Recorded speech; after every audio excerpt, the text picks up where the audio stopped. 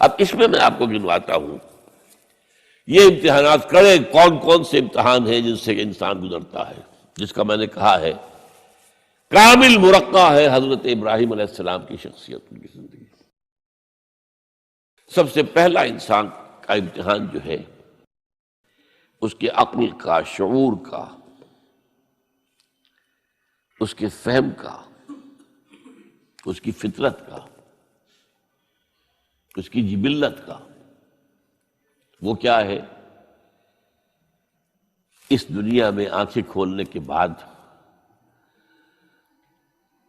اللہ تعالی پر ایمان لاتا ہے یا نہیں؟ اللہ کو پہچانتا ہے کہ نہیں؟ میرا خالق کون؟ میرا مالک کون؟ میرا پیدا کرنے والا کون؟ کون میرا محبوب ہے؟ کون میرا مقصود ہے؟ کون میرا مطلوب ہے؟ کون میرا حاکم ہے؟ کون میرا آقا ہے؟ کون ہے قانون دینے والا؟ کون ہے ہدایت دینے والا؟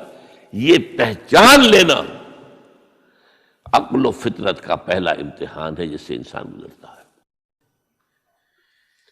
اور ظاہر بات یہ امتحان جتنا کسی ماحول میں گمراہی، شرک، کفر کے تہ برتہ اندھیرے ہوں گے اتنا ہی امتحان سخت ہوگا۔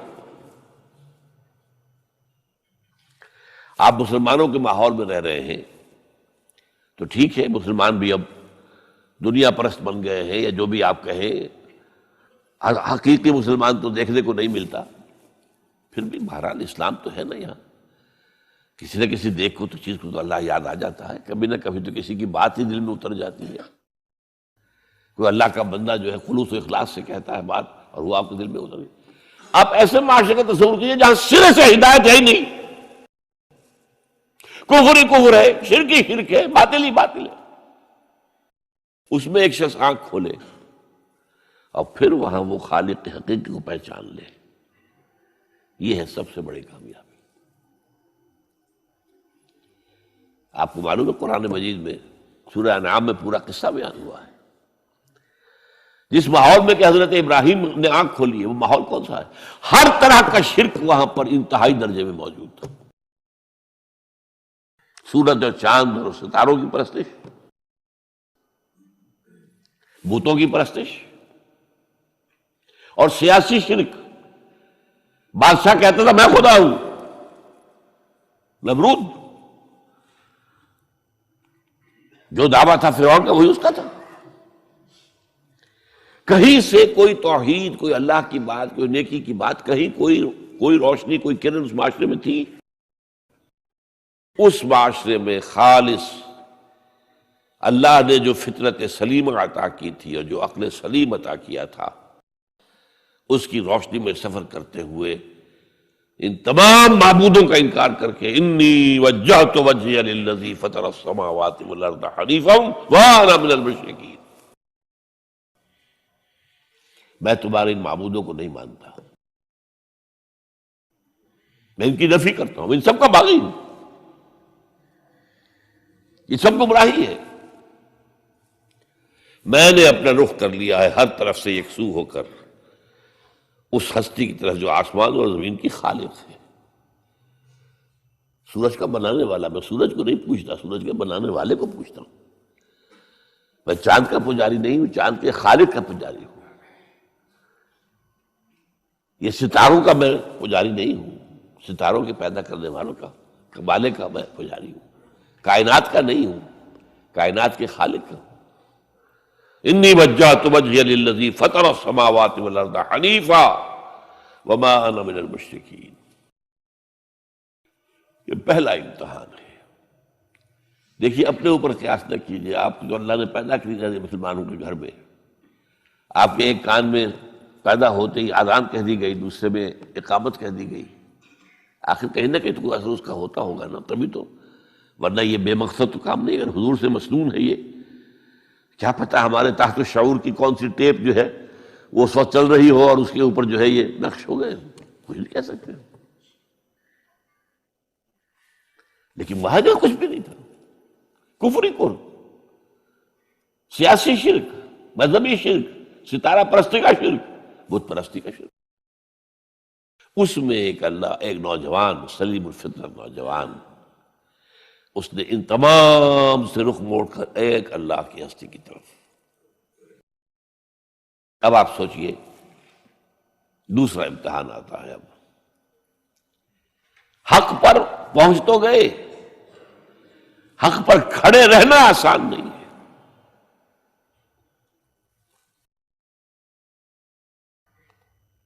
اس کے لیے امتحانات آئیں گے، آزمایا جائے گا۔ الف لام میم احسب الناس ان یترکوا ان یقولوا آمنا وهم لا یفتنون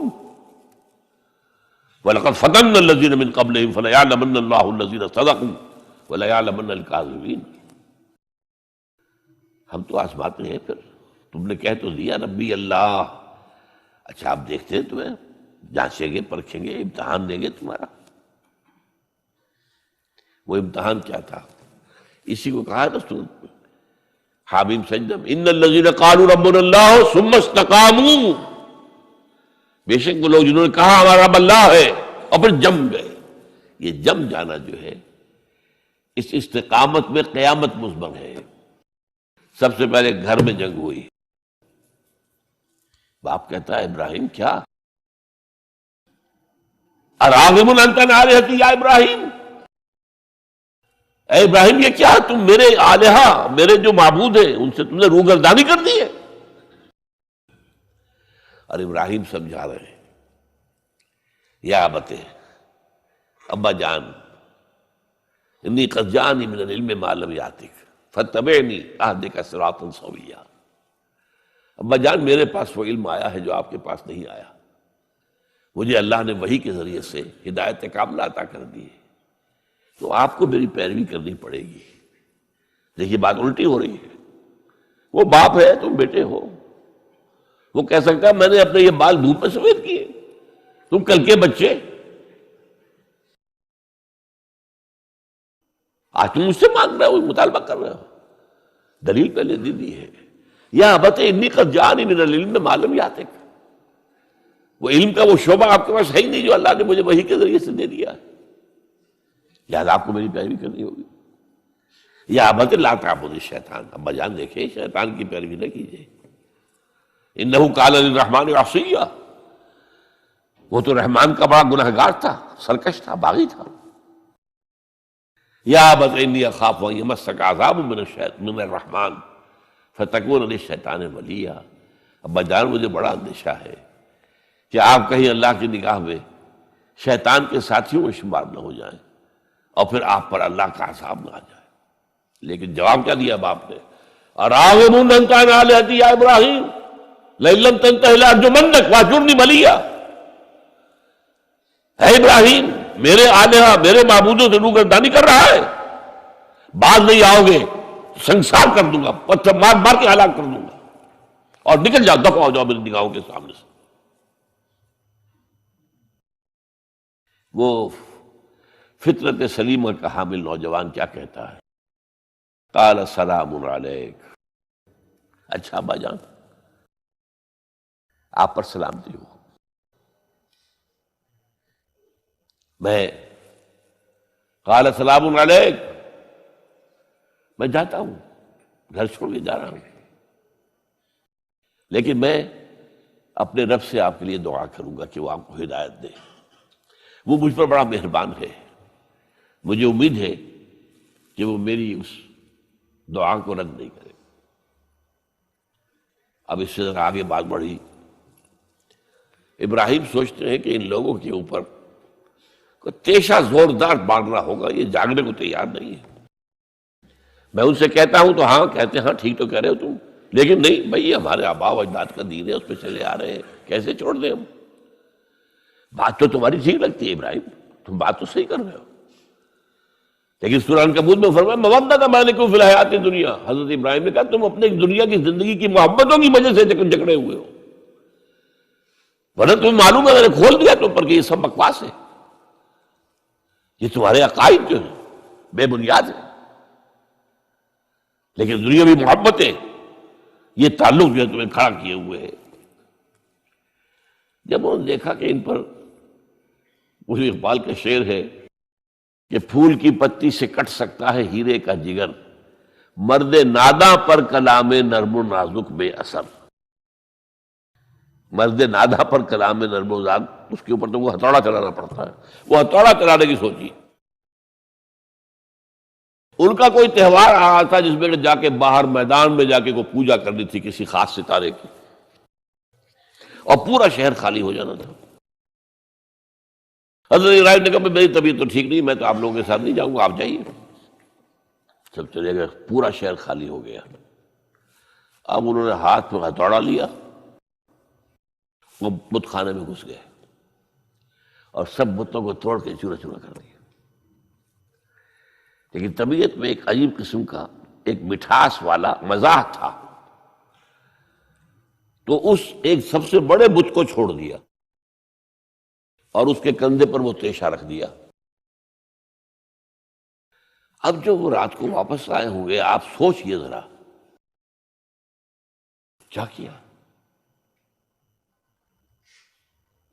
من فعل ھذا بآلہتنا، کون ہے وہ جس نے ہمارے معبودوں کا یہ عشم کیا ہے؟ بہت کچھ کر کے کچھ لوگ ہاں ہم سنتے تھے ایک نوجوان جو ہے وہ کچھ ان کا ذکر کیا کرتا تھا ان بتوں کا کہ ان میں کچھ نہیں ہے، کچھ نہیں ہے، کچھ باغیانہ خیالات کا اظہار کیا کرتا تھا وہ ابراہیم۔ بلاؤ، حاضر کیا گیا۔ یا ابراہیم انت فعلت ھذا، کیا اب تم نے یہ؟ مجھے کیا پوچھتے، اس بڑے بت سے پوچھو، اس سے پوچھو، بھائی سارے ٹوٹے ہوئے، یہ سالم کھڑا ہے۔ اور نمبر دو جسے کہتے ہیں پولیس کی اصطلاح میں آلہ واردات، قتل کیا تھا تو کس چیز سے کیا تھا وہ بھی برآمد ہو گیا، وہ چھری بھی مل گئی ہے، اس پر خون کے دھبے بھی ہیں، اور آج تو آپ کو معلوم ہے کہ خون کے قطرے سے بھی پتہ چل جاتا ہے کہ کس کا خون تھا، جینیٹکس کے ذریعے سے۔ تو اس نے کیا ہوگا کہ ابراہیم وقل کے ناخن لو، ان سے پوچھیں یہ بات کرتے کوئی؟ اف لکم، تم ہے تم پر، تم پوچھتے ہو ان کو جو بات تک نہیں کر سکتے، جو اپنا دفاع نہیں کر سکتے، جو اپنے آپ کو بچا نہیں سکتے۔ ایک عام انسان بھی دفاع کرتا ہے اپنا۔ فرجعوا الی انفسہم، اب انہوں نے اپنے اندر دلوں کی طرف دھیان کر کے سوچا کہ واقعی ابراہیم صحیح کہتا ہے، لیکن پھر لوٹے، پھر وہ عصبیت، پھر وہ آباء و اجداد کے ساتھ تعلق، پھر وہ معاشرتی نظام۔ انہوں نے کہا بس اس کو قتل کرو، اب اس کو ختم کر دو۔ یہ اس کو فیس کرنا، آپ سوچ لیجیے یہ کتنے بڑے امتحان کی بات تھی، کتنے بڑے جگر کی بات تھی۔ اچھا چونکہ وہاں نظام بھی تھا، بادشاہ کے دربار میں حاضری ہو گئی۔ ابراہیم ہم نے سنا تم ہمارے سوا کسی کو خدا مانتے ہو؟ جی ہاں، کون ہے وہ خدا؟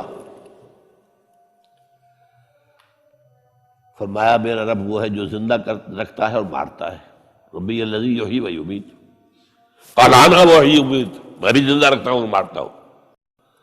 فوراً جو ہے حکم دیا، جیل خانے سے 2 قیدیوں کو بلایا، ایک کی گردن اسی وقت مار دی، دیکھو میں نے مروا دیا کہ نہیں، ہے نہیں میرے پاس اختیار، اور ایک کا جاؤ اسے چھوڑ دی، تو میں خدا ہوا کہ نہیں؟ حضرت ابراہیم نے سمجھ لیا کہ اب یہ جس قسم کی کچھ بحثی میں آگے آئے، یہاں بھی کوئی ہتھوڑا چلانا پڑے گا۔ فرمایا فإن اللہ یاتی بالشمس من المشرق فأت بہا من المغرب، میرا رب وہ ہے جو مشرق سے نکالتا ہے سورج کو، تم خدا ہو تو ذرا مغرب سے نکال کے دکھاؤ۔ فبہت الذی کفر، تو وہ جو کافر تھا مبہوت ہو کر، اب کیا کہیں، آئیں بائیں شائیں، فبہت الذی کفر۔ لیکن میں یہاں پہ جو زور دے رہا ہوں، آپ اس ہمت، اس قوت ارادی کا اندازہ کیجئے کہ جو ایک بڑے زبردست بادشاہ کے میں سامنے کھڑے ہو کر یہ بات کر رہا ہے، اور ڈٹ کر رہا ہے، آنکھوں میں آنکھیں ڈال کر رہا ہے۔ ان الذین قالوا ربنا اللہ ثم استقاموا تتنزل علیہم الملائکۃ الا تخافوا ولا تحزنوا وابشروا بالجنۃ التي کنتم توعدون۔ یہ کیفیت. تو پہلا امتحان تو ہے ان مادی غلافوں میں لپٹے ہوئے ہونے کے باوجود حق کو پہچان لینا. اس مادی کائنات میں گم نہ ہو جانا، اس سے ماورا، اس سے بلندتر ہو کر اس ہستی کو پہچاننا جس نے اس کو پیدا کیا. انی وجہت وجہی للذی فطر السماوات والارض حنیفا وما انا من المشرکین. پھر اس پر قائم رہنا اور بڑے سے بڑا رزق لینا. آپ نے گھر سے نکال دیا، ٹھیک ہے چل جا رہا ہوں. قال السلام علیک ساستغفر لک ربی انہ کان بی حفیہ. موت کو فیس کیا ہے تو اس طرح کیا ہے. اور کیسا جواب دیا ہو کیسا. میں نے کہا ایک مذاق کا انداز تھا ان کے عمل میں کہ اس سے پوچھو ایک صحیح سالم کھڑا باقی ٹوٹے ہوئے تو کرنے والا یہ سرکمسٹانشل ایویڈنس کیا ہوتا ہو. آج بھی آپ کے ہاں مقدمات کے اندر ایک سرکمسٹانشل ایویڈنس بھی تو ہوتا ہے نا، حالات قرائن کی کیا گواہی ہے. تو وہ سالم میں باقی سب ٹوٹے ہوئے. دوسرے یہ کہ آلہ جو ہے اس کے پاس سے برآمد ہو رہا ہے، اس کے کندھے پر رکھا ہوا. اور پھر یہ کہ بادشاہ کے دربار میں جا کر جس طرح اس کو انکار کیا ہے اس کی خدائی کا، ان کا ٹھیک ہے اس کو تو اب زندہ آگ میں ڈالو اور یہ گر جائے، ختم کر دو، اس کو بسم کر دو. اچھا، اس کے لیے تیاریاں کی گئی ہیں. سورہ صافات میں اس کا ذکر موجود ہے. تو اب حضرت ابراہیم دیکھ رہے ہیں کہ میرے لیے آگ کا الاؤ تیار ہو رہا ہے بہت بڑا. ایک اوپر مچان بنائی گئی ہے جہاں سے کہ ان کو پھینکنا ہے آگ میں. سب ہو رہا ہے. وہ سب یہ کس لیے کر رہے تھے؟ یہ نوجوان پہ ہوش ٹھکانے آ جائیں گے جب آگ دیکھے گا سامنے. ابھی تو کوئی آیا نہیں نا امتحان اس پر. اسی لیے قرآن میں آیا ہے کہ ہم نے ان کو ناکام کر دیا جنہوں نے کہ یہ آزمائش ڈالی تھی. حضرت ابراہیم کود گئے. اقبال کہتا ہے بے خطر کود پڑا آتش نمرود میں عشق، عقل ہے محو تماشائے لبے بام ابھی. دیکھیے یہ دو عقلیں ہیں، یہ سمجھ لیجیے. ایک عقل وہ ہے جو پہچان لے، ایک عقل وہ ہے جو آگے چلنے سے روکے. دیکھو جواب ٹھیک نہیں، تمہارا کہاں کیا کر رہے ہو؟ اپنی جان سے کھیل رہے ہو، جان سے چلے جاؤ گے. تو عقل جو ہے ایک معنی میں وہ حقیقت کو پہچاننے میں مددگار ہے، اگرچہ منزل تک نہیں پہنچا سکتی. گزر جا عقل سے آگے کہ یہ نور چراغ راہ ہے منزل نہیں ہے. پاس چراغ رکھا ہے تو روشنی تو ہو جائے گی نا، کچھ نہ کچھ دکھا دے گی. بس یہ چراغ راہ ہے، یہ آخری منزل تک عقل نہیں پہچان سکتی. یہ تو فطرت انسانی ہے، قلب ہے، روح انسانی ہے، وہ پہچانتی ہے. اور عقل گو آستان سے دور نہیں، اس کی قسمت میں پر حضور نہیں، حاضری نہیں ہوتی وہاں. اللہ تک پہنچانے والی شے عشق ہے، اللہ کی محبت ہے. آگے چلنے سے تو عقل روکتی. عقل کا لفظ جو ہے وہ اس سے پہلے یقیناً کئی مرتبہ میں نے یہاں پہ بیان کیا ہوگا. عقل کے معنی ہے روکنے والی. یہ جو سعودیز جو ہے وہ اپنے سروں کے اوپر ایک باندھتے ہیں، کوئی سنہری رنگ کا ہوتا ہے، کچھ ہوتا ہے اس کو اپنے رومال کے اوپر. اس کو اقال کہتے ہیں، اقال. یہ ان کی پرانی بدویانہ، جب ان کو کھانے پینے کو بھی نہیں ملتا تھا، بھوکے پیاسے ننگے پاؤں ننگے بدن رہتے تھے، اس وقت ایک رواج ہے. ان کی ساری زندگی جو ہے گھومتی تھی اونٹ کے گرد. اونٹی کا گوشت کھا لینا ہے، اونٹی کا دودھ پی لینا ہے، اونٹ کے اوپر سواری کر لینی ہے، اونٹ کی کھال سے جو ہے وہ خیمے بنا لینے ہیں، اونٹ کے بالوں سے اپنے لیے کوئی کمبل بنا. اونٹ ہی اونٹ تھا. جیسے ہمارے یہاں پنجاب میں جس علاقوں کو کہا جاتا ہے جو جانگلی علاقہ، وہ بھینس ہی بھینس تھی، بھینس کا کلچر تھا وہاں. بھینس کا دودھ پی لیا، بھینس کے مکھن سے کھا لیا، لسی سے نہا لیے، اور یہ ساری چیزیں جو ہے بھینس کا گوشت کھا لیا. بھینس ہی بھینس تھی. اور کیا تھا؟ یہ مج کلچر تھا یہاں کا سارا. یہ جو آپ کے ہاں جانگلی کہلاتے ہیں، یہ تو آباد کار آئے ہیں جلندھر سے، ہوشیارپور سے، گرداسپور سے، وہ آباد کاروں نے آ کے پھر یہاں پر جو ہے وہ ساری چیزیں بتائی ہیں، ورنہ یار کس کو جانتے، گڑ کی نہیں جانتے، گڑ کس بلا کا نام نہیں جانتے، چینی تو بہت دور کی بات ہے، گڑ نہیں جانتے۔ تو ان کا کیا معاملہ تھا؟ اونٹ ہے۔ اب اونٹ کا یہ ہے کہ جب بدو سواری کر کے جا رہا ہے، ایک جگہ پر اترا ہے، اسے پیشاب کرنا ہے، کچھ اور کرنا ہے، اب اس خطرے سے کہ کہیں اونٹ بھاگ نہ جائے، اس کے ایک گھٹنے کو ایک رسی سے باندھ دیتا تھا۔ اب 3 پاؤں رہ گئے، 3 پاؤں سے اچک تو سکتا ہے، وہ بھاگ تو نہیں سکتا، تو اچک کر وہ اگر کہیں آس پاس درخت ہے، کیکر کا درخت ہے، وہ ناشتہ کچھ کر لے، کھا لے، کوئی حرج نہیں ہے، ایک بھاگے نا۔ تو وہ جو رسی جس سے اونٹ باندھتے تھے، اس کا گھٹنا، وہ اب کیا ہوا، اسے جانا ہے سفر پر دوبارہ، وہ جائے گا، وہ رسی وہاں سے کھول کے سر پہ باندھ لے گا، کاٹ کے رسی کو۔ یہ اقال، اب وہ سنہری بھی ہوتے ہیں، کیا کیا خوبصورت ہوتے ہیں، لاکھوں روپے کا ہوتا ہے، لیکن تہذیبی پس منظر اس کا یہ ہے۔ اب ظاہر بات ہے کہ وہ تو لوگ، اس لیے حدیث میں یہ لفظ آیا ہے۔ ایک مرتبہ حضور مسجد نبی میں تشریف فرما تھے، باہر کوئی بدو آئے صحابی باہر سے، اور انہوں نے اپنے اونٹ کا یا اونٹنی کا گھٹنا نہیں باندھا، اسے ویسے ہی چھوڑ کے اندر آ گئے۔ حضور نے فرمایا تم نے اس کا گھٹنا کیوں نہیں باندھا؟ جواب دیا میں نے اللہ پر توکل کیا۔ فرمایا غلط، اعقلھا ثم توکل، پہلے اس کا گھٹنا باندھو پھر توکل کرو۔ وسائل کا استعمال ترک کر دینا توکل نہیں ہے۔ ہاں یہ سمجھو کہ وسائل کے ذریعے سے نہیں ہوگا، جو بھی کچھ ہوگا اللہ کی کیے سے ہوگا، لیکن وسائل کا استعمال تو کرنا ہے، وہ توکل اسلام میں نہیں ہے جو رہبانیت کا توکل ہے۔ بہرحال تو یہ اب جو ہے عقل جو ہے، اب اس وقت جو کہ بے خطر کود پڑا آتش نمرود میں عشق، عقل ہے محو تماشائے لبے بام، ابھی عقل تو وہیں پر کھڑی ہوئی سوچ رہی ہے کودنا چاہیے کہ نہیں کودنا چاہیے، اور ابراہیم کود بھی چکا۔ لوگ حیران رہ گئے، لیکن اللہ نے اس آگ کو گل و گلزار بنا دیا۔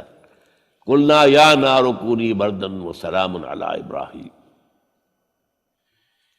اب آیا چوتھا امتحان کہہ لیجیے اس کو، یہ رسولوں کے باب میں اللہ کا قاعدہ ہے، اس قوم کی طرف کسی رسول کو بھیجیں، اگر وہ قتل کرنے پر آمادہ ہو جائے رسول کو، تو پھر وہاں سے ہجرت کی اجازت ہوتی ہے۔ جیسے حضور جب دارالندوہ میں فیصلہ ہو گیا کہ اب قتل کر دو محمد کو صلی اللہ علیہ وسلم، اس سے پہلے یہ اندیشہ تھا جب تک کہ ابو طالب زندہ تھے کہ چچا سپورٹ پر ہے ابو طالب، اب بنو ہاشم کا وہ سردار ہے، تو یہ ہماری جو ہے ان فائٹنگ ہو جائے گی، ٹرائبل، انٹر ٹرائبل یا انٹرا ٹرائبل کہنا چاہیے، کہ قریش کے اندر ہی آپس میں جب ہم لڑ پڑیں گے تو ہماری جو دھاک بیٹھی ہوئی ہے پورے عرب میں وہ تو ختم ہو جائے گی۔ A house divided amongst itself can understand۔ یہ وہ چیز تھی جو ابھی تک ان کے ہاتھ روکے ہوئے تھی۔ اب ابو طالب مر گئے، اب جو سردار ہے بنو ہاشم کا وہ ابو لہب ہے، وہ حضور کا وزیر سب سے بڑا دشمن ہے، لہذا فیصلہ ہو گیا۔ تب آپ گئے ہیں طائف، اور وہاں سے بھی ناکام آئے ہیں۔ اس کے بعد یہ ہے کہ باقی سب صحابہ کو آپ نے اجازت دے دی چلے جاؤ مدینے، لیکن ابھی آپ منتظر رہے جب تک کہ ایکسپریس پرمیشن نہ آئے، رسول اپنی جگہ چھوڑ نہیں سکتا۔ بہرحال یہ ایک علیحدہ معاملہ ہے کہ اس میں تھوڑی سی خطا ہو گئی تھی حضرت یونس علیہ السلام کے ساتھ، کہ وہ اپنی قوم کے اس رویے سے دل برداشتہ ہو کر غصے کے اندر بھرے ہوئے، یہ ماننے والے نہیں، ناہنجار لوگ چھوڑ کر چلے گئے، اگرچہ اللہ کی اجازت ابھی نہیں آئی تھی۔ یہی وجہ ہے اللہ نے انہیں سزا دی، مچھلی کے پیٹ میں رہے، وہاں وہ استغفار کرتے رہے، لا الہ الا انت سبحانک انی کنت من الظالمین۔ پھر اس ویل مچھلی نے اگل دیا ان کو اور ساحل کے اوپر رہے، اس کا پورا ذکر ہے قرآن مجید میں۔ بہرحال تو یہ اب معاملہ آ گیا وطن کو چھوڑنے کا، لہذا ہجرت کی۔ اب ان قال انی ذاہب الی ربی سیہدین، ٹھیک ہے تم لوگوں کا حال یہ ہے، میں نے تمہیں ہر طرح سمجھایا، نرم بھی سمجھایا، گرم بھی سمجھایا، تمہارے اوپر ہتھوڑے بھی برسائے اور پھول بھی برسائے، تم کسی طرح ماننے والے نہیں ہو، اب تم میری جان کے دشمن بن گئے ہو، تو ٹھیک ہے پھر میں جاتا ہوں۔ انی ذاہب الی ربی سیہدین رب ہب لی من الصالحین۔ ایک دعا اور نکل آئی اس وقت دل سے، اے اللہ مجھے صالح اولاد عطا فرما۔ 80 برس سے تجاوز ہو چکی تھی عمر، اولاد نہیں تھی۔ آپ کے اپنے خاندان سے تھی جو اہلیہ تھی سارہ رضی اللہ تعالی عنہ، بانجھ نہیں ہے، اولاد نہیں ہوئی، اللہ کی مرضی۔ بہرحال حضرت ابراہیم کے ساتھ ہجرت کرنے والوں میں حضرت سارہ بھی تھی آپ کی اہلیہ، حضرت لوط بھی تھے آپ کے بھتیجے، اور حضرت لوط کی اہلیہ بھی تھی۔ یہ اہلیہ جو ہے لوط کی، یہ مومنہ تھی، یہ ساتھ انہوں نے ہجرت کی ہے۔ بعد میں جب انہیں اللہ تعالیٰ کے حکم سے حضرت ابراہیم نے بھیج دیا سدوم اور عمورہ کی بستیوں کی طرف، تو وہاں شاید معلوم ہوتا کوئی اور شادی کی ہے، وہ کافرہ رہی، اور اس نے جو ہے حضرت لوط کے ساتھ جو ہے خیانت کا معاملہ کیا، وہ ایک علیحدہ معاملہ ہے۔ بہرحال اس وقت جو دعا کی رب ہب لی من الصالحین، اس کے جواب میں اللہ نے فوراً ہم نے اسے ایک غلامن فبشرناہ بغلام حلیم، ہم نے انہیں بشارت دے دی ایک بہت ہی بردبار، حلیم الطبع، متحمل مزاج بیٹے کی۔ یہ اسماعیل کی تعریف ہے، نوٹ کر لیجیے گا۔ دوسرے بیٹے ہوئے حضرت سارہ کے بعد میں، ان کو کہا گیا ہے غلام علیم عالم۔ حضرت اسماعیل کے لیے کہا گیا ہے غلام حلیم، بہت بڑے حلیم، متحمل مزاج، بہت بادشاہ۔ اس کا بھی تھوڑی سی داستان بیان کر دوں۔ حضرت سارہ کہاں کہ یہاں اولاد نہیں تھی، حضرت ابراہیم ہجرت کر کے آئے تھے، کہاں سے پیدا کہاں ہوئے تھے؟ شہر یہ جو عراق کا اس وقت کا سب سے بڑا شہر تھا، صدر مقام تھا، وہاں پیدا ہوئے تھے۔ وہاں سے ہجرت کر کے کہاں آئے؟ شام میں علاقہ، خاص طور پر فلسطین کا جو ہے کنعان، یہاں آ کر آپ نے ڈیرا اپنا جما لیا۔ اور اس کے قریب میں ہی 2 بستیاں تھیں جہاں پر کہ وہ سوڈومی والا معاملہ جو ہے آپ کو معلوم ہے، بدترین جو ہے گندگی تھی ان کے اندر، جہاں حضرت لوط علیہ السلام کو بھیجا۔ پھر انہوں نے ایک سفر کیا مصر کا، اس کی وجہ بھی سمجھ لیجئے۔ مصر میں اس وقت جو خاندان حکمران تھا وہ عرب تھا اصلاً، وہ مصری نہیں تھے، وہ فرائضہ نہیں تھے، وہ مصر کے تھے، عرب سے آ کر لوگوں نے قبضہ کیا تھا۔ تو حضرت ابراہیم وہاں گئے، وہاں ان کی بڑی پذیرائی ہوئی۔ ایک حادثہ سا بھی ہوا کہ یہ اندیشہ تھا کہ کہیں حضرت سارہ بہت خوبصورت تھی، تو کوئی بادشاہ جو ہے، وہ بادشاہوں کے اپنے انداز ہوتے ہیں، تو کوئی جو ہے کوئی غلط حرکت نہ کرے۔ تو کہا کہ سارہ سے کہا کہ میں جب یہ مجھ سے پوچھے گا یہ کون ہے تو میں کہہ دوں گا میری بہن ہے، نہیں میں کہوں گا بیوی تو پھر تو وہ کہے گا ٹھیک ہے پھر یہ اب میں لیتا ہوں اس کو، بہن ہے۔ بہرحال اس میں جو بھی ہوا، اللہ تعالیٰ نے حضرت سارہ کی عزت بھی بچائی۔ وہ معجزہ دیکھا حضرت ابراہیم کی طرف سے جو اللہ نے پیش کیا، جیسے حضرت سارہ کو مصر کے بادشاہ کی اس غلط نیت سے بچائے رکھا۔ پھر اس شخص نے جو ہے اپنی بیٹی ہاجرہ یہ خدمت میں پیش کی۔ یہ ہاجرہ کنیز نہیں تھی، یہ اصل میں یہودیوں نے مشہور کر دیا ہے۔ یہودی کہتے ہیں کہ اصل بیوی تو تھی حضرت سارہ، اور سارہ کے ہاں اولاد بعد میں ہوئی ہے، وہ ہے اسحاق کے بیٹے ہیں یعقوب کی اولاد ہم ہیں، تو اصل تو ابراہیم کی اولاد ہم ہیں۔ ہاجرہ جو ہے تو کنیز تھی، لوڈی تھی، لہذا اس کی وہ عزت ہی نہیں، اسماعیل تو وہ عزت ہی نہیں، اسماعیل کا وہ مقام ہی نہیں۔ یہ یہودیوں کا قول ہے، لیکن وہ اصل میں کنیز نہیں تھی، وہ بیٹی تھی، شہزادی تھی۔ بلکہ تاریخ نے اپنے آپ کو پھر دہرایا ہے کئی ہزار سال بعد۔ حضور نے صلح حدیبیہ کے بعد جب خطوط لکھے ہیں دعوتی بادشاہوں کے نام، شہنشاہ ایران، شہنشاہ روم، مقوقس مصر، نجاشی حبشہ، خطوط لکھے، تو مقوقس جو ایک طرح کا بادشاہ تھا، پیٹریارک تھا، جو الیگزینڈریا کا، اس نے اکرام کیا حضور کے جو سفیر تھا، ان کا بڑی عزت کی، احترام کیا، اور پھر حضور کی خدمت میں 2 جو ہے خواتین کو بھی بھیجا۔ اب اس زمانے میں یہی رواج دنیا کے اندر چلتے تھے، اور یہ گھوڑا بھیجا، دلدل، وہ جو حضور صلی اللہ علیہ وسلم کا بہترین گھوڑا تھا، تو انہی میں سے ایک کنیز جو ہے ان سے حضور نے نکاح کیا، ماریہ قبطیہ، اور ماریہ قبطیہ سے اللہ نے اولاد دی حضور کو عمر کے آخری درجے میں۔ حضرت ابراہیم نام رکھا ان کا۔ نوٹ کیجیے، سائیکل مکمل ہو رہا ہے۔ ابراہیم گئے تھے مصر، وہاں سے ہاجرہ آئی اور اس سے اسماعیل ہوئے، اسماعیل سے یہ ساری نسل چلی، محمد پیدا ہوئے، محمد کے نکاح میں پھر مصر سے آئی ہوئی ایک خاتون آئی ہے ماریہ قبطیہ، ان سے جو پیدا ہوئے ان کا نام ابراہیم رکھا۔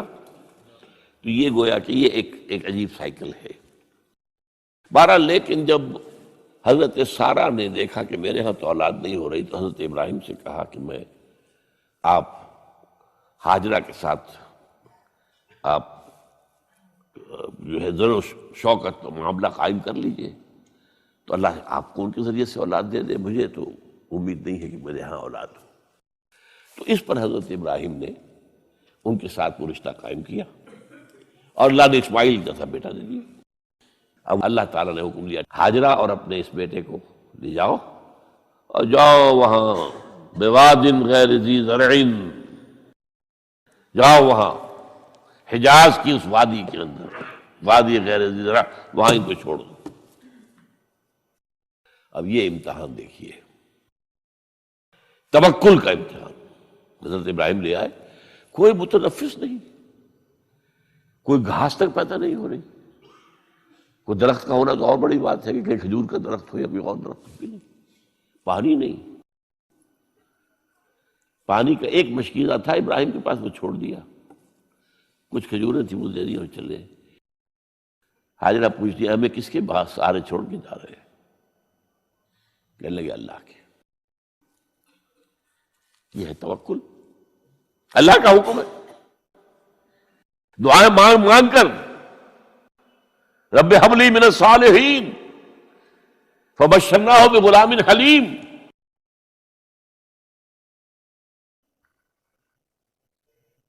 اب وہ بچہ آتے رہتے تھے، چکر لگاتے تھے۔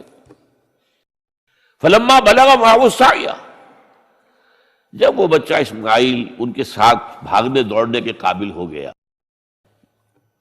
کاموں میں ہاتھ بٹا رہا ہے، 13 برس کی عمر ہو گئی ہے، نوجوان، اب اندازہ کیجئے 100 برس کی عمر، بوڑھا آدمی، اولاد اب تک ہوئی نہیں تھی، یہ ایک اولاد مانگ مانگ کر دعا سے اللہ سے لی ہے۔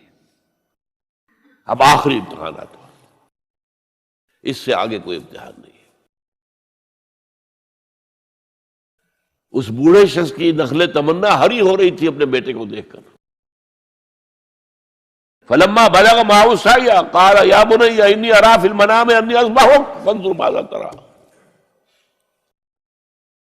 کہتے ہیں حضرت ابراہیم بیٹے، میں مسلسل دیکھ رہا ہوں خواب میں کہ میں تمہیں ذبح کر رہا ہوں، تو دیکھو غور کرو تمہاری رائے کیا ہے۔ نبی کا خواب بھی وہی ہوتا ہے، اس میں کوئی شیطنت جو ہے، کوئی شیاطین جن و انس کی کوئی مداخلت نہیں ہو سکتی۔ پھر یہ کہ پے بپے 3 دن، یا بنی انی اری فی المنام انی اذبحک فانظر ماذا تری۔ اب جواب سنیے، وہ حلیم، یا ابت افعل ما تؤمر ستجدنی انشاءاللہ من الصابرین۔ ابا جان کر گزریے جو آپ کو حکم ہو رہا ہے، تومر ابرتا نہیں، تومر حکم ہو رہا ہے۔ جب 3 دفعہ آپ کو یہ حکم ہو گیا اللہ کی طرف سے تو پھر دیر کاہے پہ؟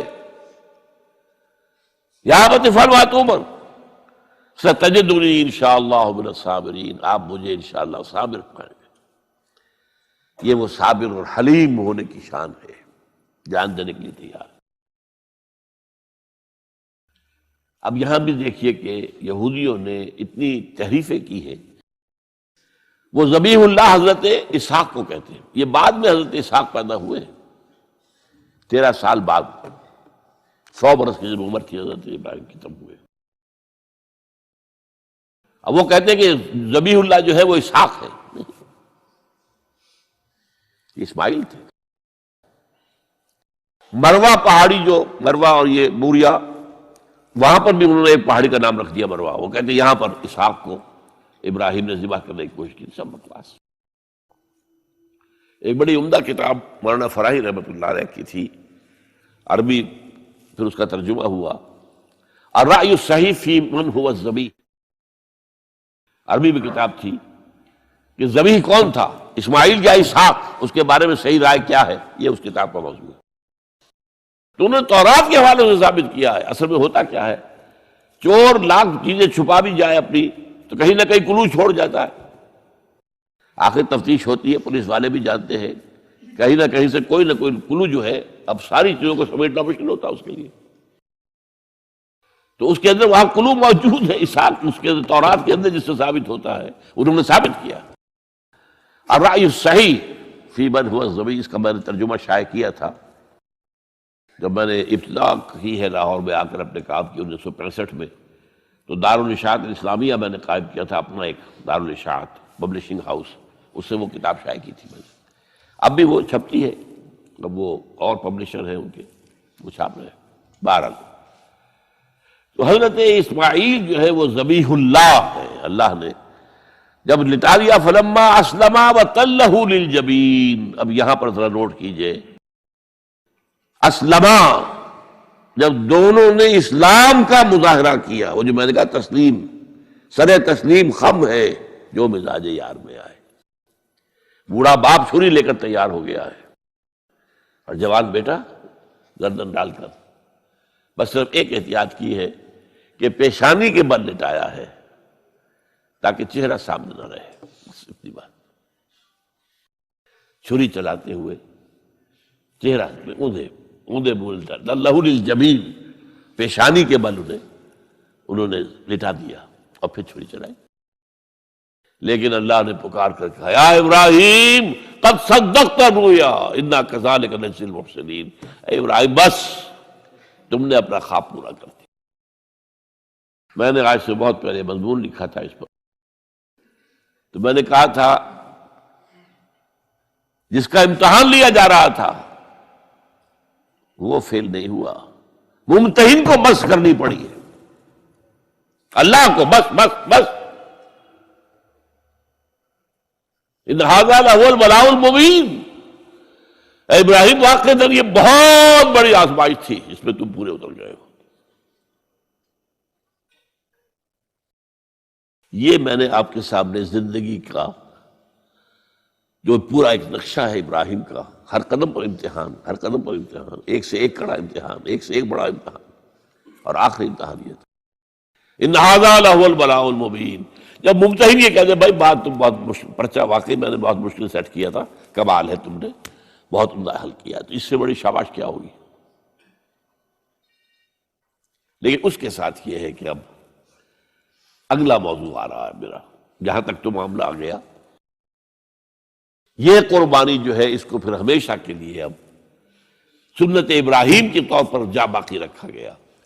عین اس وقت جنت سے ایک میڈا ان کی جگہ آ گیا، حضرت اسماعیل کو کوئی قدر نہیں پہنچی، کچھ بھی نہیں، میڈا ذبح ہو گیا۔ اور وہ قربانی ہے جو آج پوری دنیا میں اس وقت سے لے کر ترکنا علیہ فی الآخرین، ہم نے اس کی یہ یاد ہے، یہ قربانیاں جو آپ دیں گے یہ کیا ہے؟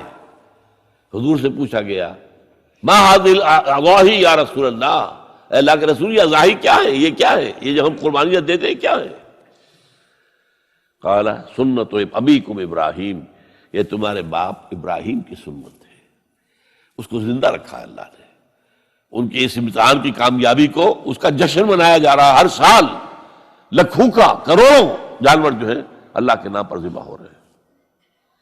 یہ وہ اسماعیل کی قربانی کا جو ہے یہ جشن ہے جو منایا جا رہا ہے۔ البتہ یہاں میں ایک بات کہہ دوں، علامہ اقبال نے ایک شعر میں شاعرانہ ایک ہوتا نا تصور، ایک اس میں ایک بات کہی ہے جو میرے خیال میں مناسب نہیں ہے۔ شعر تو بہت اچھا ہے، غریب و سادہ و عجیب، غریب و سادہ و رنگی ہے داستان حرم،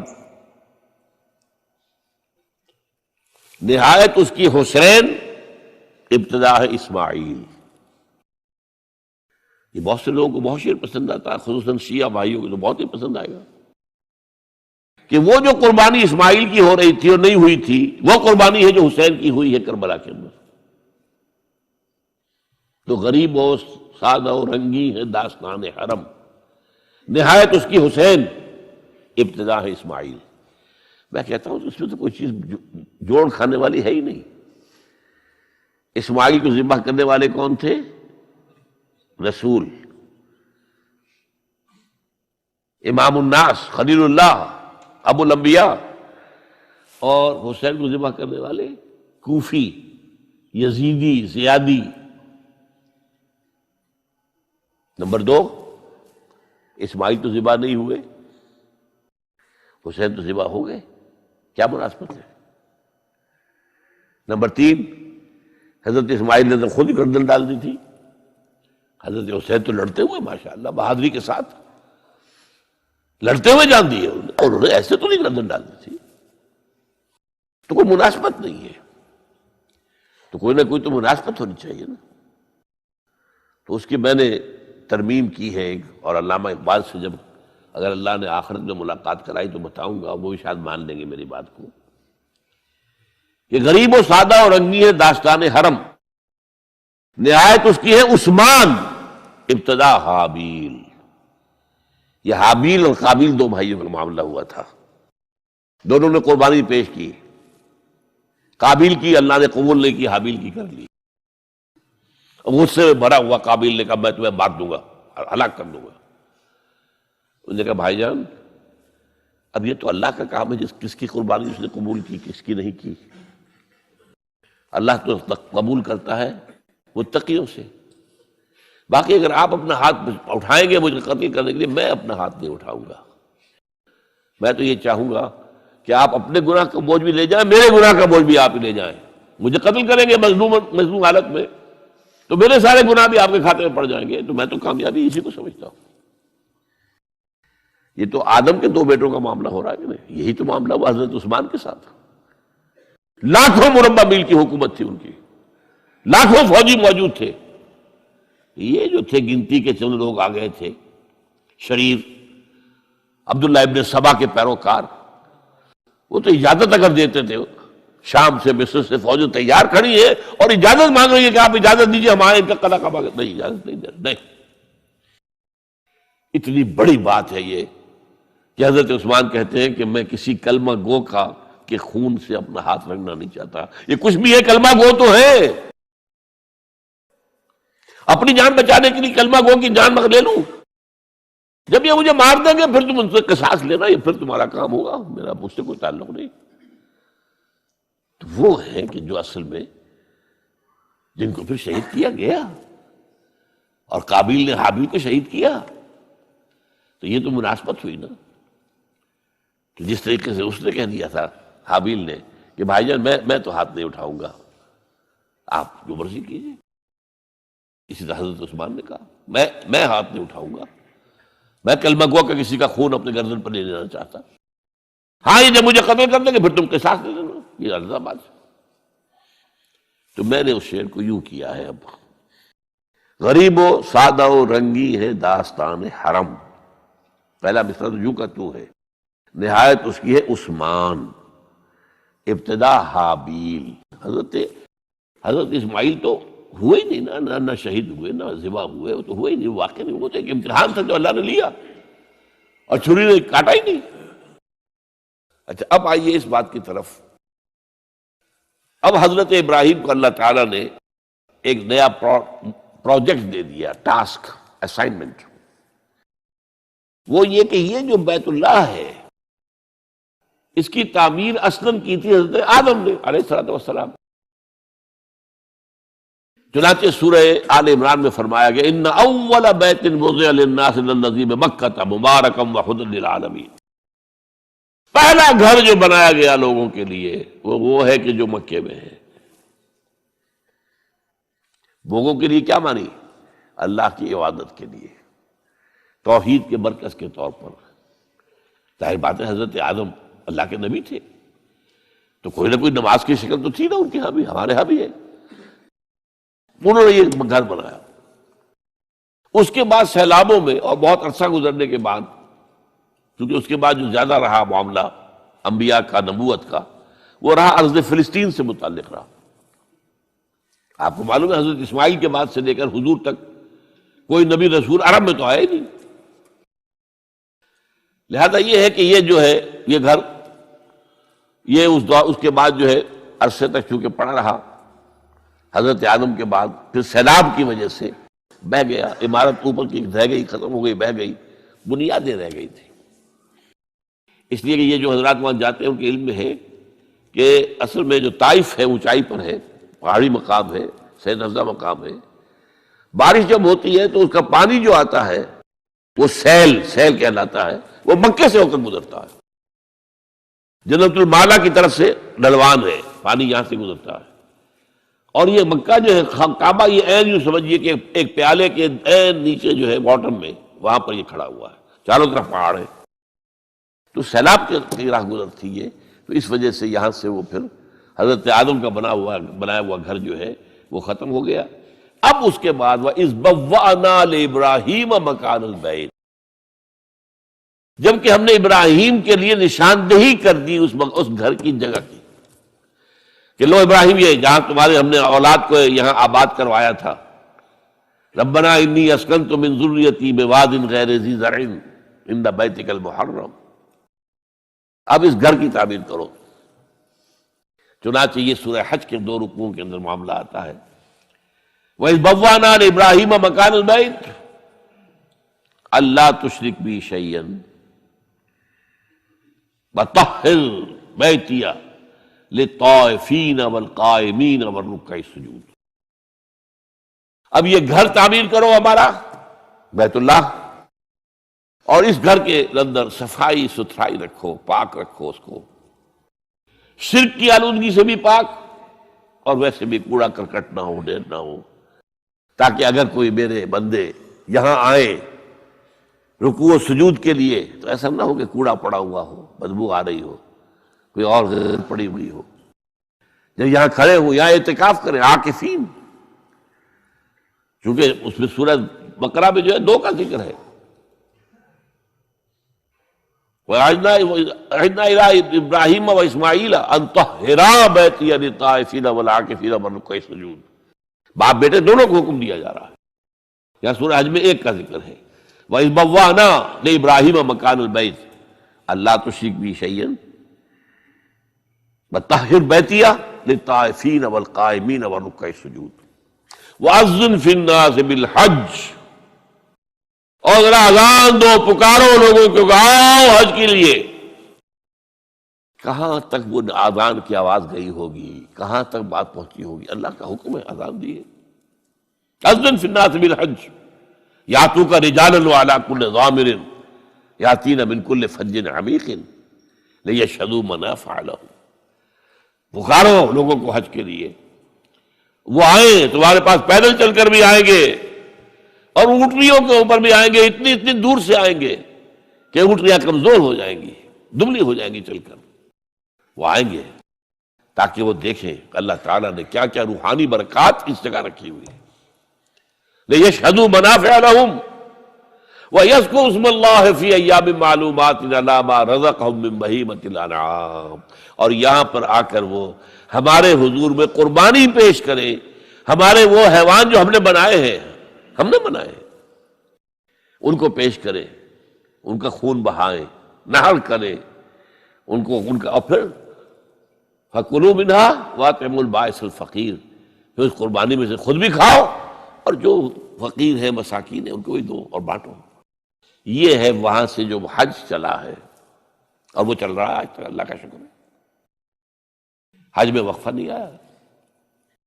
ایک زمان میں تھا بدمنی کا تھوڑا سا، جس زمانے میں آ کر فاطمیوں نے حملہ کیا ہے اور یہاں سے حجر اسود بھی نکال کر لے گئے ہیں، اور تھوڑے عرصے کے لیے انہوں نے اپنی خلافت بھی قائم کی ہے مصر کے اندر، لیکن یہ کہ عام طور پر یہ کہ اس سلسلہ چلا آ رہا اللہ کے فضل و کرم سے، 30 لاکھ آدمی حج کر رہا ہے۔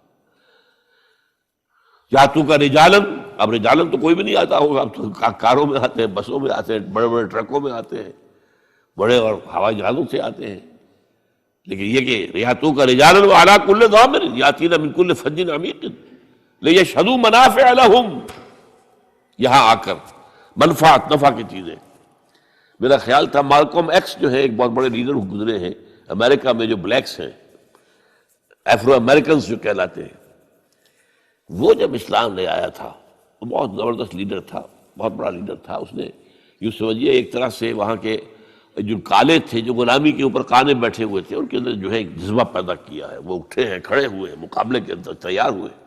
مالکم ایکس. تو اس نے جو پھر اپنے جو مشاہدات لکھے حج کے، کہ میں نہیں سمجھتا کہ پوری دنیا میں کہیں اور یہ منظر، یہ مساوات، دو دو چادریں بس جسم کے اوپر. ان میں بادشاہ بھی ہیں تو وہ دو چادروں پہ ڈالے ہوئے جسم پر. آخر عرب کے بادشاہ بھی کرتے کہ نہیں کرتے حج؟ احرام تو وہی ہوگا. اور پھر جو بھی ایک مرکز کے گرد جو صفیں بنتی ہیں. میرا تو اپنا تاثر جو تھا، حالانکہ معلوم تھا کہ مسلمانوں کی تمام جتنے بھی فرقے ہیں ان کا جو ہے قبلہ تو وہی ہے، لیکن ایک ہوتا ہے علم میں کسی شے کا ہونا، ایک ہے دیکھنا. 1962 میں جب پہلی مرتبہ اللہ نے یہ شرف عطا کیا اور میں نے دیکھا، عجیب وہ منظر ہوتا ہے وہ دائرے کے اندر، اور یہ کوئی رکھنا نہیں پڑتا. نماز ایک سب مل کر پڑھ رہے ہیں، ایک ہی نماز پڑھ رہے ہیں. اور ایک نقطہ میرے سامنے وہ آیا تھا جو انہوں نے 12 بیان کیا ہے، اور حیران ہوئے لوگ جنہوں نے کبھی سوچا نماز کے اندر اتنا اختلاف 1400 برس کے بعد بھی نہیں ہے کہ جس سے ڈرل ٹوٹ جائے. یہ رکوع سجود سب کا ساتھ ہو رہا ہے. فرض کیجئے کسی فرقے کے نزدیک یہ ہوتا کہ ہر رکعت میں رکوع ایک ہے تو سجدہ بھی ایک ہے. یہ سجدے دو کیسے کر لیے تم نے؟ اب یہ کہ وہ تو ایک سجدہ کر کے کھڑا ہو جاتا، اور جس کے نزدیک دو سجدے وہ بھی دوسرا سجدہ کرتا، ٹوٹ گئی، پیریڈ تو ختم ہو جاتی نا. اگر کسی کے نزدیک یہ ہوتا کہ جیسے سجدے دو ہیں رکوع بھی دو ہیں تو بھی وہی بات ہو جاتی. کہ کچھ لوگ تو رکوع کرنے کے بعد دوسرا رکوع کرتے، اور کچھ لوگ جو ہے وہ سجدے میں یہ نادا گر گئے سجدے میں جب وقت قیام آیا وہ یہ سمجھیں گے. تو عجیب بات ہے، پوری دنیا اور 1400 برس سے زائد عرصہ گزر گیا، اور اس نماز نہ تو نماز کے اندر کوئی فرق آیا ہے اتنا کہ مل کر نہ پڑھ سکے. شیعہ، سنی، حنفی، شافعی، مالکی، جعفری، زیدی، ظاہری، عباضی، کم سے کم یہ 8 جو ہے فقہ ہیں دنیا میں اس وقت. 4 اہل سنت کی ہے، 4 ان کے باہر کی ہے. جعفری شیعہ عام جو ہے اثنا عشری، زیدی ایک اور شیعہ کی شاخ ہے زیدیہ، ایک عباضیہ ہیں. یہ جو ہے ہوتے تھے جو جن کے کفر کے اوپر جو ہے امت کا اجماع ہو گیا تھا، خارجی. ان خارجیوں میں سے کچھ لوگ باقی بچے ہوئے جو نرم ہیں، ان کے اتنے سخت معاملات نہیں تو پہلے ہوتے تھے، وہ عباضی کہلاتے ہیں. سلطنت عمان جو ہے وہ عباضی سلطنت ہے. پھر ایک ابن حزم ظاہری ہوئے ہیں جو کہ اسپین میں ہوئے، بہت بڑے فقیہ، بہت بڑے عالم. تو 8 فقہ ہیں، لیکن نماز کے اندر کوئی فرق واقع نہیں ہوتا. ڈرل نہیں ٹوٹتی، پریڈ میں خلل نہیں ہوتا. اور پھر یہ کہ وہاں جو دیکھتے ہیں سب کو کھڑے ہوئے، ایک کالے گورے اور زرد روح جتنے بھی ہیں، ساؤتھ ایسٹ ایشیا اور چائنا سے لوگ آ رہے ہوتے ہیں. ان کی رنگتیں اور ہیں، یورپ کے اور ہیں، سرخ و سفید ہیں، سیاہ ہے، سیاہ فام ہے، انتہائی سیاہ بھی ہے، کوئی بیچ کے شیڈز بھی ہیں. سب کی سب پوری نوع انسانی جگہ ہے، ایک مرکز کے گرد جمع. کوئی اور انسان کو کوئی روحانی اور افادہ یا استفادہ نہ بھی ملے. تبھی یہ مشاہدہ جو ہے یہ خود اس قدر جو ہے انسان کے اندر ایک جذبہ پیدا کرنے والی شے ہے. اور اسلام کی عظمت، اس کا جو سکہ بیٹھتا ہے دل کے اوپر دیکھنے والے کے لیے، سوچنے والے کے لیے، وہ اسی کے اندر موجود ہے. بہت بہرحال وَإِذْ بَوَّأْنَا لِإِبْرَاهِيمَ مَكَانَ الْبَيْتِ أَلَّا تُشْرِكْ بِي شَيْئًا وَطَهِّرْ بَيْتِيَ لِلطَّائِفِينَ وَالْقَائِمِينَ وَالرُّكَّعِ السُّجُودِ وَأَذِّنْ فِي النَّاسِ بِالْحَجِّ يَأْتُوكَ رِجَالًا وَعَلَىٰ كُلِّ ضَامِرٍ يَأْتِينَ مِنْ كُلِّ فَجٍّ عَمِيقٍ لِيَشْهَدُوا مَنَافِعَ لَهُمْ وَلِيَذْكُرُوا اسْمَ اللَّهِ عَلَىٰ مَا رَزَقَهُمْ فِي أَيَّامٍ مَّعْلُومَاتٍ عَلَىٰ مَا رَزَقَهُمْ مِن بَهِيمَةِ الْأَنْعَامِ. تو یہ حج کا نظام ہے جس کو کہ پھر اس کی فرضیت کا حکم وہ ہے جو سورہ آل عمران میں آیا ہے. ان اول بیت وضع للناس للذی ببکہ، اس کی میں نے وضاحت کر دی آپ کے سامنے. وہ کیا ہے؟ ہدی و مبارکا للناس، ہدی للناس، اور مبارک ہے لوگوں کے لیے، برکتوں والا ہے. فیہ آیات بینات مقام ابراہیم، اس میں بڑی روشن نشانیاں ہیں. مقام ابراہیم موجود ہے جس پتھر پر کھڑے ہو کر حضرت ابراہیم تعبیر کرتے رہے.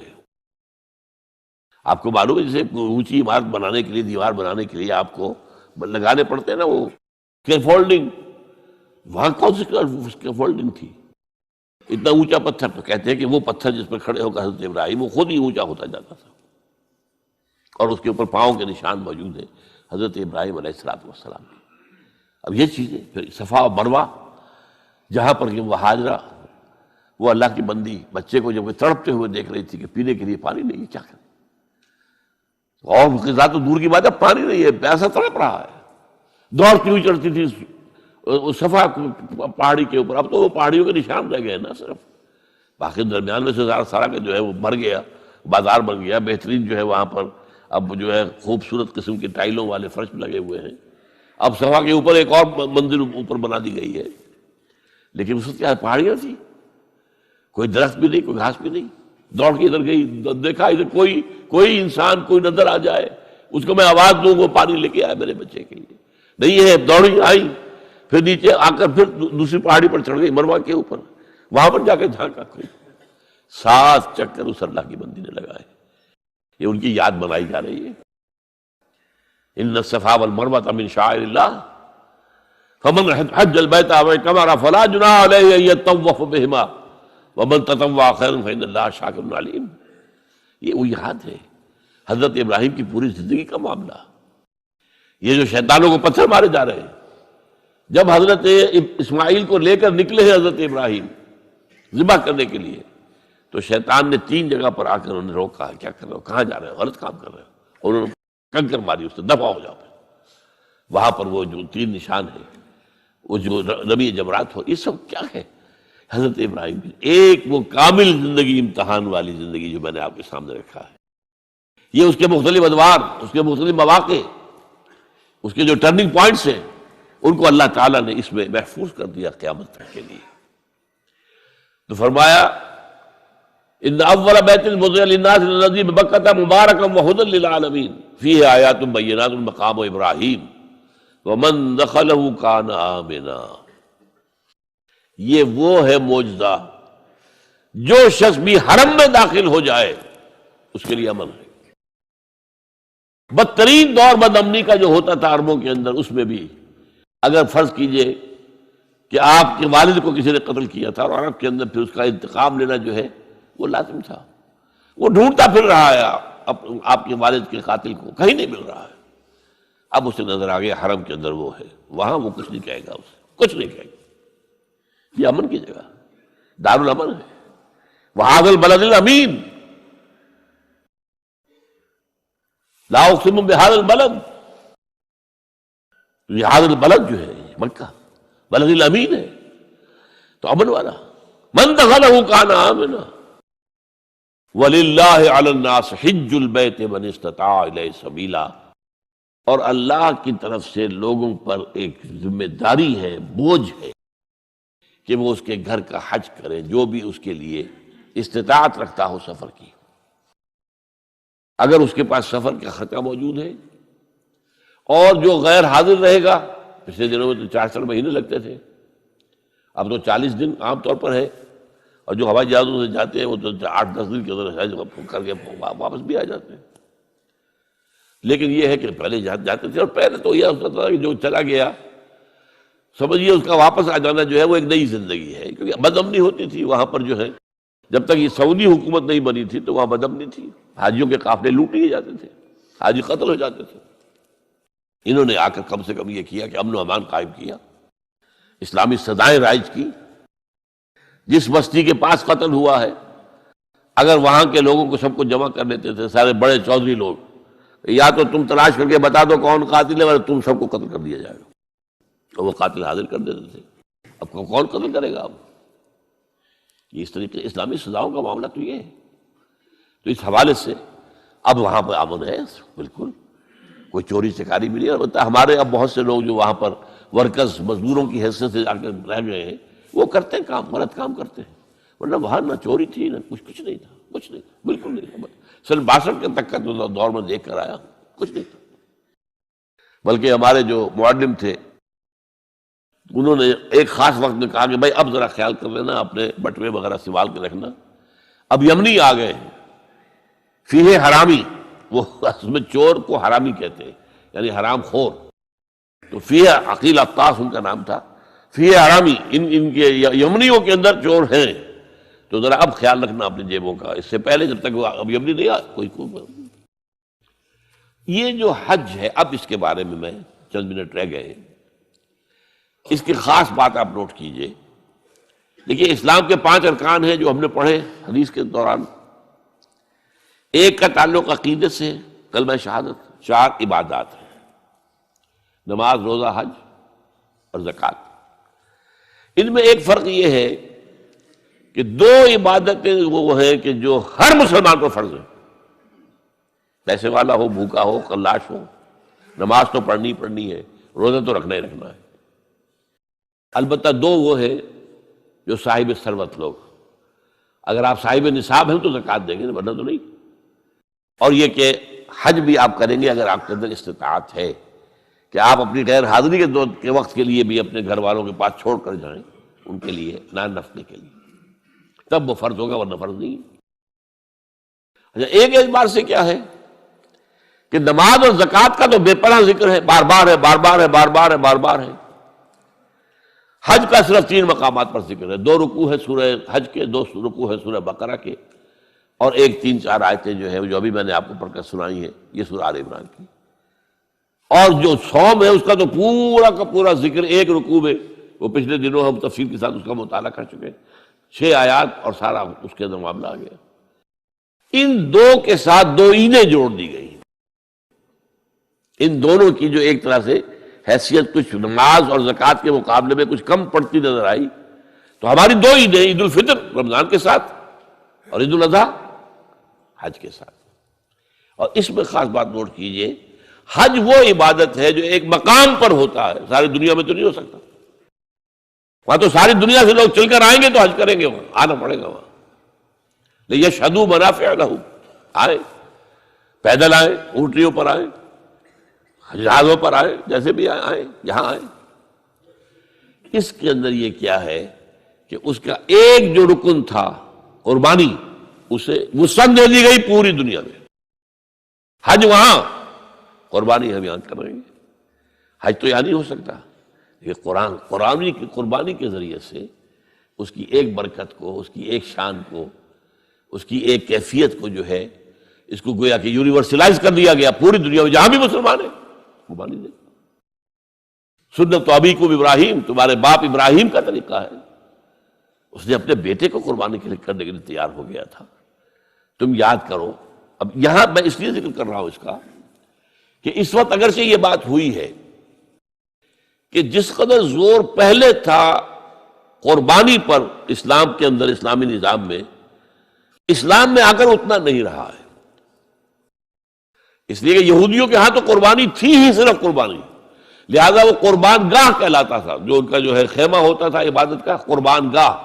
اور جو یروشلم میں جو ان کا جو مسجد تھی، جو ہیکل سلیمانی، وہ بھی قربان گاہ، قربان دیتے تھے۔ سب سے بڑی عبادت یہی تھی۔ نماز کا معاملہ اتنا اہم نہیں تھا جتنا کہ امت مسلمہ میں آگے ہوا ہے۔ ہمارے ہاں کیا ہوا ہے کہ حج کا جو ہے معاملہ، حج کے موقع پر قربانی، اس میں خاص نکتہ میں آپ کو یہ بتا دیتا ہوں کہ ہمارے ہاں منکرین حدیث ایک ایسا طبقہ رہا ہے جو قربانی کے خلاف، یہ ضیاع ہوتا ہے، گوشت ضائع ہوتا ہے، فلاں ہوتا ہے، پیسے ضائع ہوتے ہیں، اس سے غریب کو کسی کو دے دو پیسے۔ قربانی کی جگہ قربانی ہی ہوگی، کوئی اور شے نہیں ہو سکتی۔ اور ضائع کہاں ہوتا ہے؟ یہاں کہیں ضائع ہوتا ہے گوشت؟ ایک بوٹی تک ضائع نہیں ہوتی، اس کی کھالیں ضائع نہیں ہوتی، اس کے روزے ضائع نہیں ہوتے۔ اب تو کوئی چیز آپ چھوڑتے ہی نہیں کہ جو اس کی استعمال کر لیتے ہو۔ اب اس کا خون بھی جو ہے وہ جمع کر کے جو ہے وہ مرغیوں کی جو خوراک ہے اس میں شامل کیے جاتے ہیں، کوئی شے ضائع نہیں ہوتی۔ ہاں وہاں ضیاع ہوتا تھا، لیکن ایک دور تک بات کیا تھی کہ اس جگہ کے رہنے والوں کے پاس ذریعہ معاش کی اور تھا ہی نہیں۔ کوئی بھیڑیں بکریاں پال لی تو ان کو اچھی قیمت مل جاتی تھی قربانی کے لیے جب حاجی آتے تھے، یہ ان کا معاش کا ایک سپورٹ ہو گئی۔ چلے آ رہے ہیں بکرے، حبشہ سے آتے تھے، جیسے ہمارے یہاں ڈیرہ غازی خان سے آ رہے ہیں، کہیں اور سے آ رہے ہیں، یہ قربانی کے جانور آتے تھے۔ پھر یہ کہ وہاں کے لوگ جو ہے وہ اس قربانی کے گوشت کو سکھا کر پورا پورا سال کھاتے تھے۔ ان کے پاس تھا کیا؟ یہ للے تللے تو نہیں تھے جو آج ہیں، یہ تیل کی دولت ہے جس کی وجہ سے جو ان کے ہاں عظیم انقلاب آ گیا ہے وہ آپ کو معلوم ہے۔ لیکن یہ کہ یہ تو 100 سال کے اندر اندر کی بات ہے، اس سے پہلے کیا تھا؟ یہاں کچھ بھی نہیں تھا۔ حاجی ہی جا کے صدقہ خیرات بھی کرتے تھے وہاں پر، حاجی ہی جو ہے وہ قربانی بکرا خرید رہے ہیں تو وہاں کے لوگوں کو نفع ہو رہا ہے نا۔ پھر وہ گوشت کتنا کھا جائے گا حاجی؟ وہ تو ظاہر بات ہے وہی کھاتے تھے، وہ کھڑے رہتے تھے۔ میں نے خود سن 62 کے اندر دیکھا ہے کہ کھڑے رہتے تھے بدو لوگ آ کر، اور جو بھی جانور دیکھا اس کو فوراً جو ہے وہ لے گئے۔ وہ تو زیادہ زیادہ ہم لوگ جو کرتے تھے وہ جلدی سے اس کی وہ کھال اتروائی اور کلیجی نکال کے لا کے جو ہے وہ اس کو بھون کر کھا لیا اپنے کیمپ کے اندر۔ اور اس وقت تک یہ تھا کہ مینا کے اندر کیمپ بھی ایسے ہوتے تھے، کھلے کھلے جگہ، بڑے جو ہے گوشت پک رہے ہیں اور کھا رہے ہیں۔ اب تو وہاں جگہ ہوا ہی نہیں سرے سے، نہ معلوم کتنی چوڑا کرتے جا رہے ہیں، کئی پہاڑ کاٹ دیے تاکہ یہ مینا کی وادی چوڑی ہو جائے اور چوڑی ہو جائے اور چوڑی ہو جائے۔ لیکن وہ تو ظاہر بات ہے کہ اب جو بڑھتا جا رہا تعداد کا معاملہ۔ لیکن یہ کہ یہ بالکل بکواس تھی کہ کوئی ضائع ہوتا، ضائع کہاں ہوتا؟ ضائع وہاں ہوتا تھا، اس لیے اس کو وہ کہتا تھا غلام احمد پرویزی کہ وہاں جائز ہے۔ بھئی وہاں تو تم جو جس کو جائز کہہ رہے ہو تو ضائع ہونے کا تو اگر معاملہ تھا تو وہاں تھا۔ آپ کو یاد ہوگا یہ افغان جہاد جب ہو رہا تھا تو پورے بڑے 747 جہاز بھر کر قربانی کے گوشت کے آتے تھے یہاں افغانستان میں مجاہدین کے لیے، اور وہاں اور جو یہاں پہ ان کے وہ تھے مہاجرین تھے ان کے لیے، پورے ان کے جو جہاز بھر کر آتے تھے، اتنا گوشت وہاں ہوتا ہے۔ تو اس اعتبار سے لیکن اصل میں کیا کیا ہے، اب وہاں قربانی جو ہے وہ صرف ایک قسم کا حج کرنے والے کا فرض ہے۔ حج 3 طرح کا ہے، افراد، قران اور تمتع۔ افراد یہ ہے کہ آپ نے حج کا احرام باندھا، اب وہاں جا کر آپ کوئی تمتع نہیں کریں گے، یعنی کوئی عمرہ نہیں کریں گے، وہی وہ احرام باندھے رکھیں گے، 8 ذی الحجہ تک جائیں گے، اس کے بعد مکے جائیں گے، وہاں سے منا اور عرفات آ کر پھر واپس آ کر جو ہے یہ افراد کہلاتا ہے، اس کے اوپر قربانی فرض نہیں ہے۔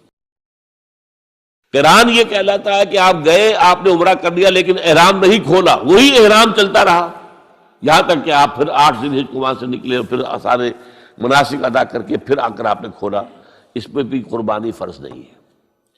ہاں جنہوں نے تمتع کیا، تمتع اسے کہتے ہیں کہ ایک ہی سفر میں آپ دونوں مزے لوٹ رہے ہیں۔ پچھلے زمانے میں کیا تھا، حج کے لیے علیحدہ سفر، عمرے کے لیے علیحدہ سفر، وہاں یہ نہیں تھا۔ یہ تو حضور صلی اللہ علیہ وسلم نے پھر آسانی پیدا کی ہے، اس لیے کہ ایک دور میں تو حج جو ہے بس عرب کے لوگ ہی آتے ہوں گے نا، صرف، اور کہاں سے کوئی آتا ہوگا۔ لیکن حضور صلی اللہ علیہ وسلم کے تو معلوم تھا کہ امت کہاں سے کہاں پہنچے گی۔ انڈونیشیا کے آخری جزیرے سے چل کر لوگ آئیں گے اور امریکہ کے مغربی ساحل سے بھی چل کر آئیں گے، یہ آئے گے کہ نہیں آ رہے ہیں۔ تو بجائے اس کے اگر ان کے لیے عمرے کے لیے علیحدہ سفر ہوتا تو وہ ان کے ناقابل برداشت تھا۔ تو ایک احرام میں عمرہ بھی اور حج بھی۔ اب ہم تمتع کرتے ہیں، جو بھی یہاں سے جاتا ہے اس کو حج تمتع کہلاتا ہے، افراد، قران اور تمتع۔ تمتع یہ ہے کہ آپ گئے، آپ نے یہاں سے احرام باندھ لیا، وہاں جاتے عمرہ کیا، احرام کھول دیا، اب آپ آرام سے مکے میں رہیے، آپ کے اوپر کوئی احرام والی پابندی اب نہیں ہے، ختم ہو گئی۔ اس کے بعد 8 ذی الحجہ کو آپ نے احرام باندھا حج کے لیے، اور وہ 3 دن کے بعد 4 دن کے بعد کھول دیا اس لیے۔ تو یہ جو آسانی پیدا کی گئی اور ایک سفر میں آپ کو حج اور عمرہ دونوں کی اجازت دے دی گئی، اس کے شکرانے کے طور پر قربانی وہاں ہوتی ہے۔ ورنہ جو افراد کرے حج مفرد یا مقرن قران والا حج، اس پر قربانی فرض نہیں ہے۔ البتہ پوری دنیا میں جہاں مسلمان ہیں صاحب استطاعت پر یہ لازم ہے، واجب ہے، یہ شاعر اللہ میں سے ہے۔ وَالْبُدْنَ جَعَلْنَاهَا لَكُم مِّن شَعَائِرِ اللَّهِ لَكُمْ فِيهَا خَيْرٌ فاذكروا اسم الله عليها صواف فإذا وجبت جنوبها فكلوا منها وأطعموا القانع والمعتر۔ یہ جو قربانی کے اونٹ ہے، وہاں تو قربانی کے زیادہ اونٹ ہوتے تھے اس وقت حضور کے زمانے میں، یہ تو اللہ کے شاعر میں سے ہے۔ کعبہ اللہ کا شاعرہ ہے، ان الصفا والمروہ من شعائر اللہ، تو اسی طرح قربانی کا جانور بھی شاعر اللہ میں سے ہے، اللہ کے نام پر ان کے گلوں میں پٹکا باندھ دیا جاتا تھا۔ تو یہ جو ہے کہ یہ اللہ کے لیے ہے، بیت اللہ کا ہدیہ ہے، وہاں جا رہے ہیں۔ تو یہ بھی اللہ تعالیٰ کے شاعر میں سے ہیں. تو یہ عید الاضحیٰ جو ہے، ایک بات تو یہ بڑی پیاری ہے، اس کی طرف توجہ دلا رہا ہوں کہ اس دین کا ذرا دیکھیے مزاج. 2 سالانہ عید ہے، لیکن ہوتا کیا ہے اس میں؟ کوئی کھیل ہوتے ہیں، کوئی ڈرامے ہوتے ہیں، کوئی کیا ہوتا ہے؟ کچھ نہیں. 2 رکعت نماز، جاتے آتے تکبیرات، کبر ہو تکبیرہ وَلِتُكَبِّرُوا اللَّهَ عَلَى مَا هَدَاكُمْ. یہ یہاں بھی آیا ہے، سورہ بقرہ میں بھی آیا. تو یہ سارا معاملہ جو ہے 2 رکعت نماز، آپ نے اجلے کپڑے پہنے، نہائے دھوئے گئے، نماز پڑھی 2 رکعت، خطبہ سن رہا ہے، یہ عید ہے. کوئی یہاں پر کوئی جو ہے وہ ہنگامہ نہیں، کوئی جشن نہیں، کوئی گانے بجانے نہیں، کچھ بھی نہیں. یہ سادگی، اللہ کی تکبیر، اللہ کا حمد. بعد 2 رکعتیں بھی ہیں تو 6 اضافی تکبیرات کے ساتھ ہیں. 2 رکعتوں میں جو تکبیرات ہوتی ہیں آپ کی، تو عام طور پر تو ایک ہی تکبیر ہے نا، یا پھر اہل حدیث حضرات جو ہے وہ تکبیریں، اہل حدیث کے 12 تکبیرات ہیں اضافی عیدین کے لیے. بہرحال یہ عید الاضحیٰ جو ہے یہ ہمارے اندر اس روح قربانی کو باقی رکھنے کے لیے ہے. ہوا کیا ہے اس 1400 سال میں بدقسمتی سے؟ ایک طرف تو شکر ادا کیجئے کہ کم سے کم دین کا ڈھانچہ برقرار ہے. حج ہو رہا ہے، 30 لاکھ آدمی حج کر رہے ہیں. عمرہ ہو رہا ہے، لاکھوں آدمی عمرہ کر رہے ہیں. یہاں ہمارے ہاں 25,000 کا شہر اعتکاف آباد ہو جاتا ہے. چلیے، اسلام کا ڈھانچہ تو کچھ نہ کچھ ہے نا، روح نہیں ہے. نماز و روزہ و قربانی و حج یہ سب باقی ہے، تو باقی نہیں ہے.